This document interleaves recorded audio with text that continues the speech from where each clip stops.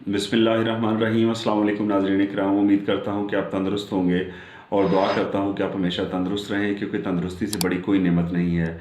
आपकी अपनी सेहत के आपके अपने इस चैनल पे मैं आपको खुशामदीद कहता हूँ।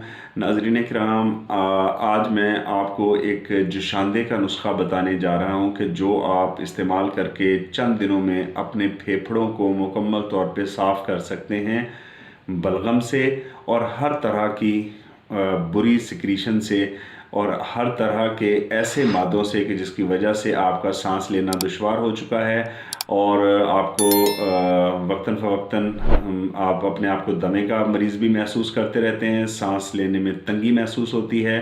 तो आप ये कहवा बनाएं और चंद दिन इस्तेमाल करें, फिर देखें इंशाल्लाह इससे आपके फेफड़े एक छोटे दूध पीते बच्चे की तरह बिल्कुल साफ़ सुथरे हो जाएंगे। तो आप अज़ा नोट करें। सबसे पहली चीज़ है जी मुलट्ठी। मुलट्ठी आपने देख के चेक करके लेनी है। पिसी हुई मुलट्ठी कभी नहीं लेते। मुलट्ठी हमेशा आप साबुत लें और फिर उसे पिसवाएं अपनी आंखों के सामने, या ख़ुद आप घर में उसको पीस लें। ठीक है जी। तो मुलट्ठी लें।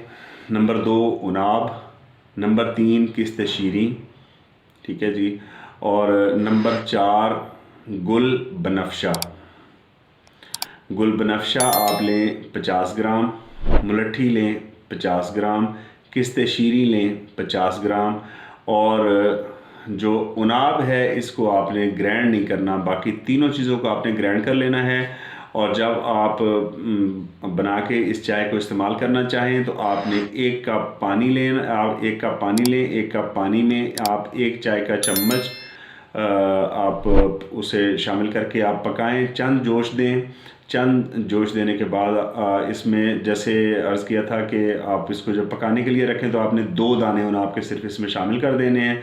इसको आपने अच्छी तरह पका लेना है। पानी अगर आप ज़्यादा रख लें तो ज़्यादा मुनासिब है। आप 1 गिलास तक पानी रख लें और जब आधा गिलास पानी का रह जाए तो आप इसे शहद से मीठा कर लें। शहद नहीं है तो फिर गुड़ से मीठा करके इस्तेमाल करें। चंद दिन इस्तेमाल करें, फिर देखें इंशाल्लाह ये आपके फेफड़ों की सेहत, ताकत और सफाई के लिए बड़ी बेहतरीन चाय है। बनाएं, इस्तेमाल करें। हमें दुआ में याद रखें। मिलते हैं इंशाल्लाह अगली वीडियो में। तब तक अपना, अपने गिरदोनवाह में रहने वाले तमाम लोगों का, अपनी सेहत का और अपने इस चैनल का ख्याल रखें। अल्लाह हाफ़िज़।